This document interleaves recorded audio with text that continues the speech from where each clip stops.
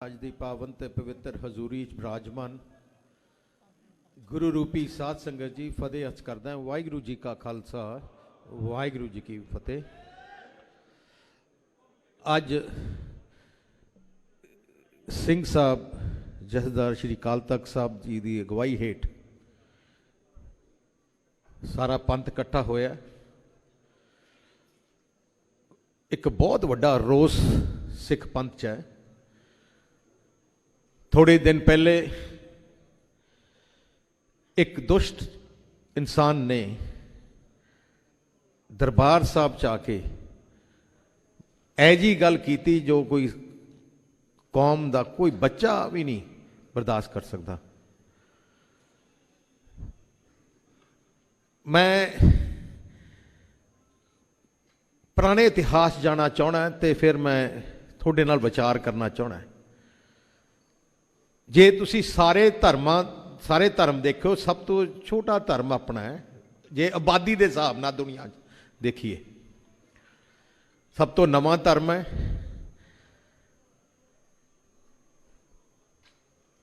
पर सब तो मेहनती धर्म है। गुरु साहब ने आपां नूं मीरी पीरी का सिद्धांत दस्या।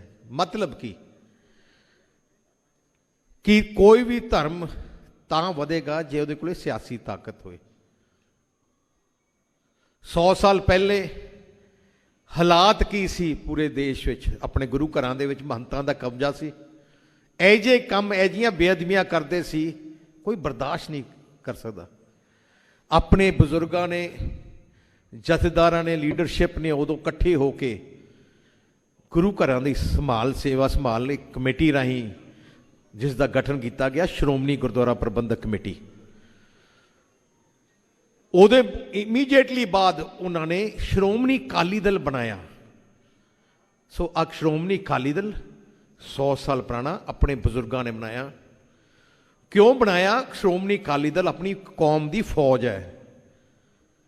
श्रोमणी अकाली दल कौम की फौज है। जिथे कोई संकट आता है, संघर्ष करना पैंदा है, श्रोमणी अकाली दल अगे अगे करता है।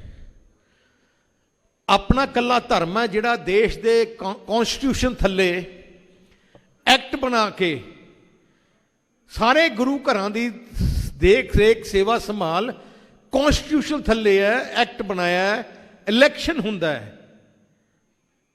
5 साल बाद इलैक्शन हुंदा है। इलैक्शन कोई असी नहीं कराउंदे, अकाली दल नहीं कराउंदा।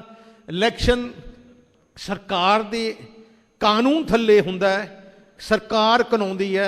सारी सिख संगत उहदे ते वोटां पाउंदी है, लोकी अपने नुमाइंदे खड़े करते हैं। श्रोमणी गुरुद्वारा प्रबंधक कमेटी का जदों भी इलैक्शन होया 100 साल लगातार श्रोमणी अकाली दल नूं ही सिख संगत ने मानता दित्ती ते जिम्मेवारी दित्ती। कई ताकतां जिहड़ियां घुसपैठ करना चाहुंदियां, पंथ नूं कमज़ोर करना चाहुंदियां, उन्होंने इन्हां इलैक्शनां च हिस्सा लिता क्योंकि उन्होंने पता सी, एजेंसियां नूं पता सी, बड़ियां ताकतां चाहुंदियां कि यह कौम नूं ताकत ही सिख पंथ नूं कौम गुरु घर तो मिलती है ताकत। तो इस करके उन्होंने ताकत की ताकत कमजोर तां होगी जे श्रोमणी गुरुद्वारा प्रबंधक कमेटी का किवें ना किवें कंट्रोल किया जाए। पर हर बार उन्हां ताकतां नूं नकार दिता जाता है जिहड़े अज अपने आप नूं पहरावा पंथक दिखाउंदे है, पर सोच एंटी पंथक है। मैं आ इतिहास क्यों दस रहा?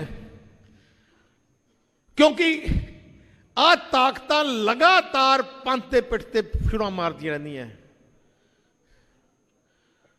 मैनू बड़ा दुख है, साडी सारी कौम नूं बड़ा दुख सी कि पंथ की सरकार के दौरान एक बेअदबी हुई।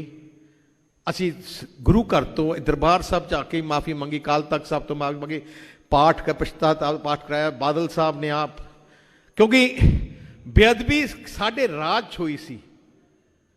पर जिहड़े पंथ दोषियां ने जान के पंथ नूं कमज़ोर करने वास्ते पंथ का नाम कि पंथ ने कराई है, श्रोमणी अकाली दल ने कराई है। वो लोग ਧਰਨੇ ਤੇ ਬੈਠੇ, ਉਹਨਾਂ ਦਾ ਨੀਅਤ ਕੀ ਸੀ? ਸਿਆਸਤ ਸੀ। ਗੁਰੂ ਦੇ ਦੋਸ਼ੀਆਂ ਨੂੰ ਫੜਨਾ ਨਹੀਂ ਸੀ। ਉਹਨਾਂ ਦਾ ਨਿਸ਼ਾਨਾ ਸੀ ਕਿ ਸਿਆਸਤ ਕਰਕੇ ਪੰਥ ਦੀ ਜਥੇਬੰਦੀ ਨੂੰ ਕਮਜ਼ੋਰ ਕੀਤਾ ਜਾਏ। ਮੈਨੂੰ ਯਾਦ ਹੈ ਜਦੋਂ ਅਸੀਂ ਜਾਂਚ ਸ਼ੁਰੂ ਕੀਤੀ, ਉਦੋਂ ਇੱਕ ਹਫ਼ਤੇ ਦੇ ਅੰਦਰ ਅੰਦਰ ਹੀ ਸਾਰੀਆਂ ਜਥੇਬੰਦੀਆਂ ਜਿਹੜੀਆਂ ਤੁਸੀਂ ਜਾਣਦੇ ਹੋ, ਉਹਨਾਂ ਨੇ ਕਿਹਾ ਨਹੀਂ ਥੋਥੋਂ ਨਹੀਂ ਕਰਾਉਣੀ, CBI ਨੂੰ ਦਿਓ। ਸਾਡੇ ਹੱਥੋਂ ਅਸੀਂ ਕਿਹਾ ਅਸੀਂ ਕੰਟਰੋਵਰਸੀ 'ਚ ਨਹੀਂ ਪੈਣਾ ਚਾਹੁੰਦੇ, ਅਸੀਂ ਚਲੋ ਚਲੋ CBI ਨੂੰ ਦੇ ਦਿੰਦੇ। ਜੇ ਅਸੀਂ ਉਦੋਂ ਲੱਗਦੇ ਤਾਂ ਅਸੀਂ ਸਿਰੇ ਲਾ ਦੇਣੀ ਸੀ, ਕਿਉਂਕਿ ਕਾਨੂੰਨ ਹੈ ਦੇਸ਼ ਦਾ ਕਿ 2 ਵਾਰ ਇੱਕ ਚੀਜ਼ ਦੀ 2 ਏਜੰਸੀਆਂ ਇਨਵੈਸਟੀਗੇਸ਼ਨ ਨਹੀਂ ਕਰਾ ਸਕਦੀਆਂ, ਦੇਸ਼ ਦਾ ਕਾਨੂੰਨ ਹੈ। ਪਰ ਉਹਨਾਂ ਦਾ ਨਿਸ਼ਾਨਾ ਕੋਈ ਦੋਸ਼ੀ ਫੜਨਾ ਨਹੀਂ ਸੀ। 4.5 ਸਾਲ ਹੋ ਗਏ, 5 ਸਾਲ ਹੋ ਗਏ ਹੁਣ ਕਾਂਗਰਸ ਦੇ ਰਾਜ ਤੇ। ਉਹ ਏਜੰਸੀਆਂ, ਉਹ ਜਿਹੜੇ ਜਥੇਬੰਦੀਆਂ ਜਿਹੜੇ ਉਦੋਂ ਪਹਿਰਾਵਾ ਆਪਣਾ ਤੇ ਪਰ ਕੰਮ ਦੋਸ਼ੀਆਂ ਦੇ ਕਰਦੇ ਆ, 5 ਸਾਲ ਹੋ ਗਏ ਇੱਕ ਦੋਸ਼ੀ ਨਹੀਂ ਫੜਿਆ ਗਿਆ, ਇਨਸਾਫ ਨਹੀਂ ਮਿਲਿਆ। ਕੋਈ ਰੌਲਾ ਪਾਇਆ ਉਹਨਾਂ ਨੇ? ਤੇ ਹੁਣ ਜਦੋਂ ਵੀ 5 ਸਾਲ ਹੋ ਗਏ, ਪਹਿਲੇ ਮਹੀਨੇ ਤੋਂ ਲੈ ਕੇ ਅਖੀਰਲੇ ਮਹੀਨੇ ਤੱਕ ਇੱਕੋ ਹੀ ਹੈ ਕਿ ਅਸੀਂ ਅਕਾਲੀ ਦਲ ਨੂੰ ਬੇਨਕਾਬ ਕਰਾਂਗੇ, ਅਕਾਲੀ ਦਲ ਨੂੰ। ਐ ਨਹੀਂ ਕਹਿੰਦੇ ਕਿ ਦੋਸ਼ੀਆਂ ਨੂੰ ਫੜਾਂਗੇ, ਕੱਲਾ ਅਕਾਲੀ ਦਲ, ਅਕਾਲੀ ਦਲ, ਅਕਾਲੀ ਦਲ। ਕਮਿਸ਼ਨ ਇਹਨਾਂ ਨੇ ਬਿਠਾਤੇ ਜੱਜ ਥੱਲੋਂ, ਕੁਝ ਕੰਵਰ ਵਿਜੇ ਪ੍ਰਤਾਪ ਵਰਗੀਆਂ ਜਿਹੜਾ ਸਭ ਤੋਂ ਵੱਡਾ ਪੰਥ ਦੋਸ਼ੀ ਹੈ, ਉਹਦੀ ਸਿੱਟ ਬਣਾਤੀ, ਸਾਰਾ ਜ਼ੋਰ ਲਾਤਾ। ਪਰਮਾਤਮਾ ਦੇ ਘਰ ਜੋ ਗਲਤ ਕਰਦਾ ਉਹਨੂੰ ਭੁਗਤਣਾ ਹੀ ਪੈਂਦਾ ਹੈ। ਤੇ ਹੋਇਆ ਕਿ ਹਾਈ ਕੋਰਟ ਨੇ ਚੜਾ ਕੇ ਮਾਰਿਆ ਕੰਵਰ ਵਿਜੇ ਪ੍ਰਤਾਪ ਨੂੰ ਕਿ ਤੁਸੀਂ ਇਕੱਲੀ ਸਿਆਸਤ ਕੀਤੀ ਹੈ। ਰਣਜੀਤ ਸਿੰਘ ਕਮਿਸ਼ਨ ਵੀ ਕੁਛ ਨਹੀਂ, ਇੱਕ ਲਫ਼ਜ਼ ਨਹੀਂ ਲਿਖ ਸਕਿਆ, ਉਹਦੀ ਹਿੰਮਤ ਨਹੀਂ ਪਈ। ਅੱਜ ਤੱਕ ਕੱਲੀ ਸਿਆਸਤ। ਤੇ ਪ੍ਰਮਾਤਮਾ ਦੇ ਚਰਨਾਂ ਸਾਰੇ ਪੰਥ ਨੇ ਇਕੱਠੇ ਹੋ ਕੇ ਅਰਦਾਸ ਕੀਤੀ ਸੀ, ਮੈਂ ਵੀ ਕੀਤੀ, ਸਾਰੇ ਪੰਥ ਨੇ, ਕਿ ਜਿਹੜੇ ਲੋਕ ਬੇਅਦਬੀਆਂ ਦੇ ਮਾਮਲੇ 'ਚ ਸਿਆਸਤ ਕਰਨਗੇ ਉਹਨਾਂ ਦਾ ਕੱਖ ਨਾ ਰਹੇ। ਤੇ ਪ੍ਰਮਾਤਮਾ, ਮੈਂ ਇੰਨਾ ਦੱਸ ਦੇਣਾ, ਉਹਨਾਂ ਸਾਰਿਆਂ ਦਾ ਕੱਖ ਨਹੀਂ ਰਹਿਣਾ।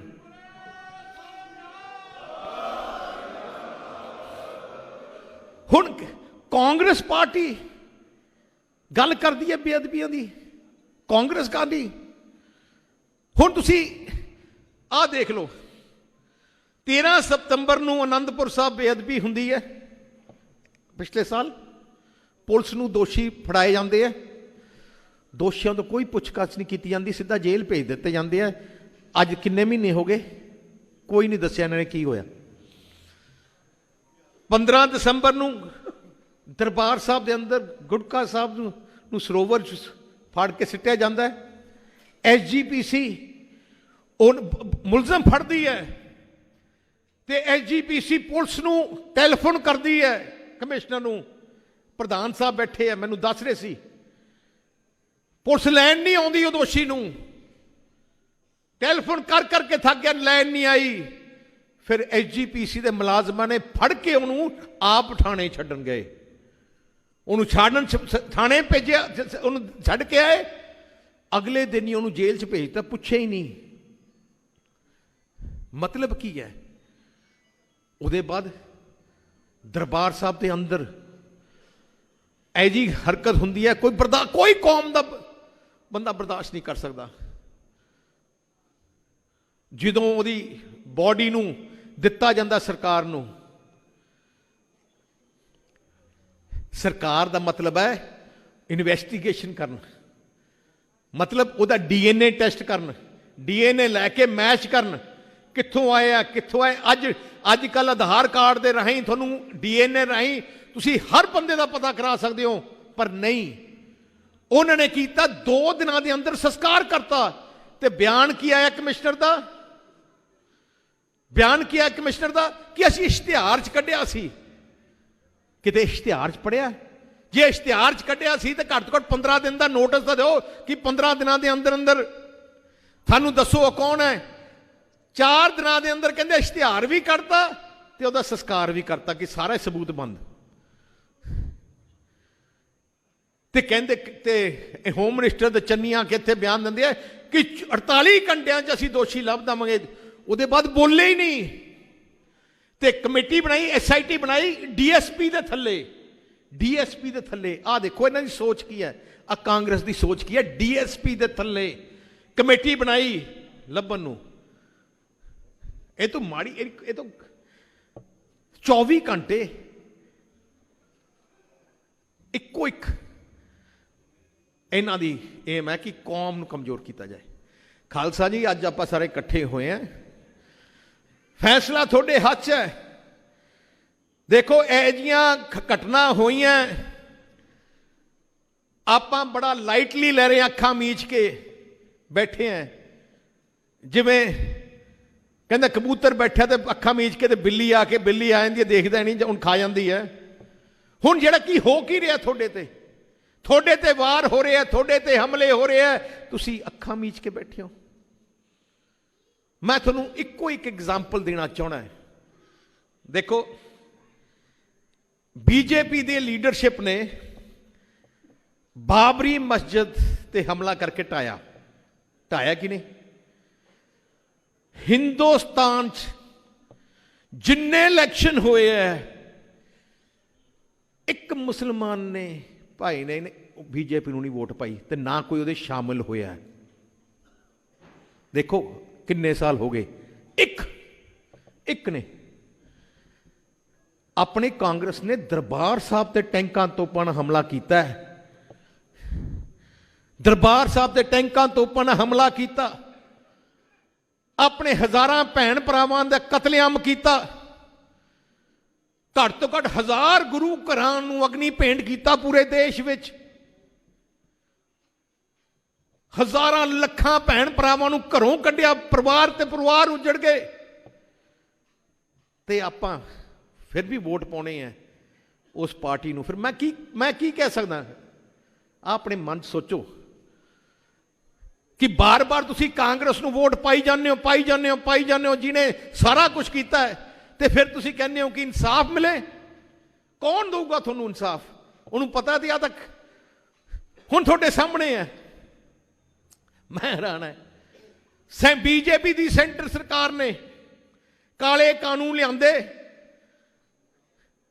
800 ਸ਼ਹੀਦ ਹੋ ਗਏ, ਪੂਰਾ ਪੰਜਾਬ ਉੱਥੇ ਉਹਦੇ ਆਇਆ, ਤੇ ਕਾਲੇ ਕਾਨੂੰਨ ਵਾਪਸ ਹੋ ਗਏ, ਤੇ ਹੁਣ ਧੜਾ ਧੜ ਆਪਣੇ ਕੌਮ ਦੇ ਬੰਦੇ BJP ਜਿੰਦਾਬਾਦ ਕਰਕੇ ਸ਼ਾਮਲ ਹੋ ਰਹੇ ਹੈ।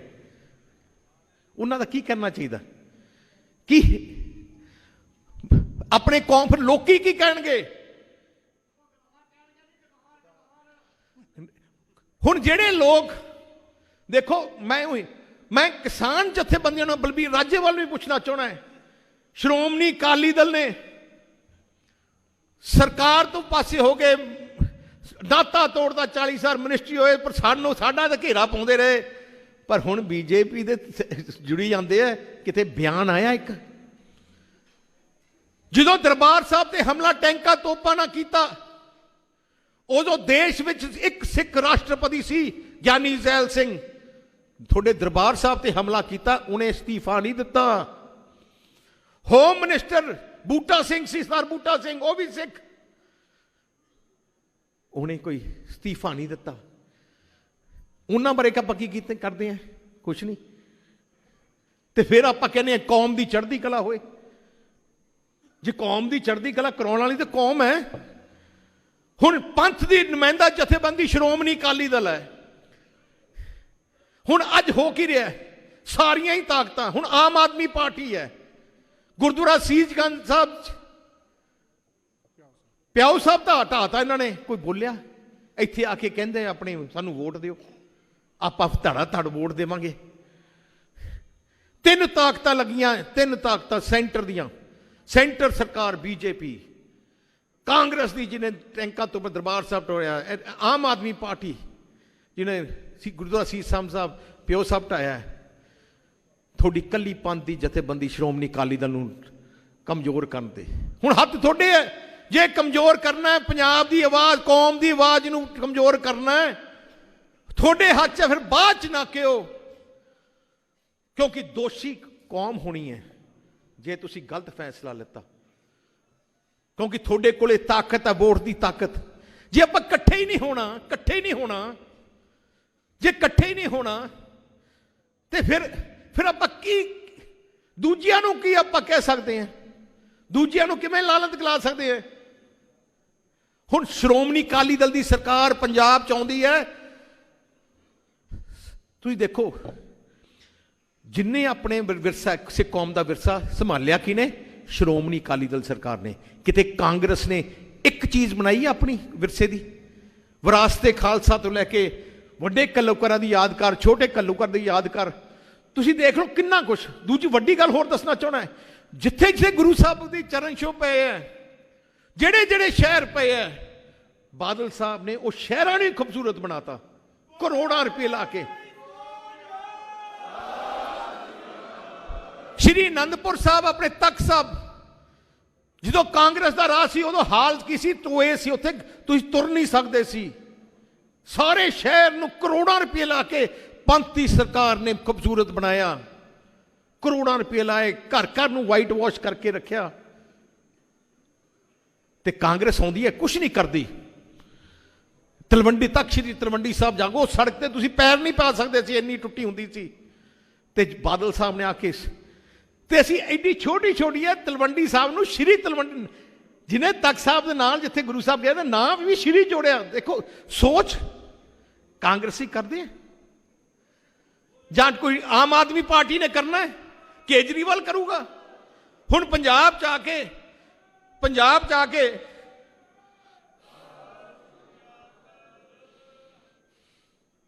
हुण पंजाब च आके हुण जे अपने घर च कोई होर किसी नूं तुसीं बागडोर दवानी है, फिर थोड़े हाथ च है। जे तुसीं होर किसी नूं देनी है, जो सेवा, जो दिलों सेवा कौम दी, पंथ दी, श्रोमणी अकाली दल क्योंकि है ही पंथ की जथेबंदी, जिहड़ी सोच है सब तो वड्डी सोच सिख पंथ की सैकुलरिज्म है, सैकुलरिज्म है। सारे गुरु साहब ने आपां नूं सिखाया है कि सारे धर्मां दा सत्कार करना है, सैकुलरिज्म है, सरबत दे भले दी सोच है। सरदार प्रकाश सिंह बादल मुख्यमंत्री बने, सारे धर्मां दे पवित्र स्थान उन्होंने आप बनाए, खजाने तो बनाए, घट तो घट 1000 करोड़ लाया होना सारे धर्म स्थान बनाउण खूबसूरत बनाउण। एक इट नहीं लाई ना कांग्रेस ने ना किसी ने, क्योंकि सोच साडी सैकुलर है, अमन शांति की, भाईचारक सांझ की सोच है। पर जे आपां, मैं आप ही हुण सारी संगत नूं कहना चाहना, जिवें एजीपीसी प्रधान साहब ने भी गल की, जे तुसीं नहीं इकट्ठे होवोगे, जे तुसीं एक झंडे थल्ले नहीं इकट्ठे होवोगे, जे तुसीं नहीं पछाणोगे कि अपने कौन है तो पराए कौन है, फिर नुकसान कौम का भी होगा तो अपने सारिਆਂ ਦਾ होगा। हुण अज आपां बेअदबियां क्यों हो रही हैं? क्योंकि उन्होंने पता है कि कौम तो खेरू खेरू है। आ जेड़े जेड़े उदों मंड साहब से जेड़े बनाए गए सी जथेदार अकाल तख्त, अपने जथेदार बनाए गए मंड साहब, इत्थे बेअदबी हुई कोई बोले हो? दादूवाल साहब की मैं कल फोटो देखी, बीजेपी नाल हुण समझौता करके उत्थे इलैक्शन लड़ रहे हैं, वो नाल सी ढींडसा साहब के नाल कल, तो उत्थे कांजला भी गया। हुण जेड़े वो लोग जेड़े उदों कहंदे सी बड़े असी सिक्खी की लड़ाई लड़ रहे हैं, मंड साहब ते दादूवाल, हुण किधर है? किते बोले इन्नी, उन्हों का निशाना ही उदों ही सी कि उदों अकाली दल की पंथ की सरकार सी कि उदों बदनाम करना, क्योंकि उन्होंने निशाना ही अपने खिलाफ सी। हुण इन्ने साल 5 साल जे कांग्रेस ने कुछ नहीं किया, उन्होंने कुछ नहीं बोले, ना बोलना उन्होंने, ना हुण बेअदबी हुई, ना उन्होंने आवाज नहीं उठाई,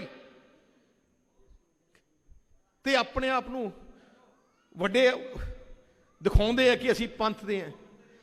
इस करके अज सारी पंथक शख्सियतां महापुरख सारे इत्थे बैठे है, सिंह साहब जसदार अकाल तख्त साहब भी बैठे है, उन्हां दी गवाही है, कौम इकट्ठी है, सारी साडी सुप्रीम अथॉरिटी है। ते जे अज नहीं जागांगे, फिर मैं तो परमात्मा के चरणों च अरदास बेनती करदा है कि अपनी कौम नूं हिम्मत देन। असीं तो लड़ना ही लड़ना है, भावें सिर वड्डिया जाए, इस इन्हां नाल लड़ाईआं लड़ांगे।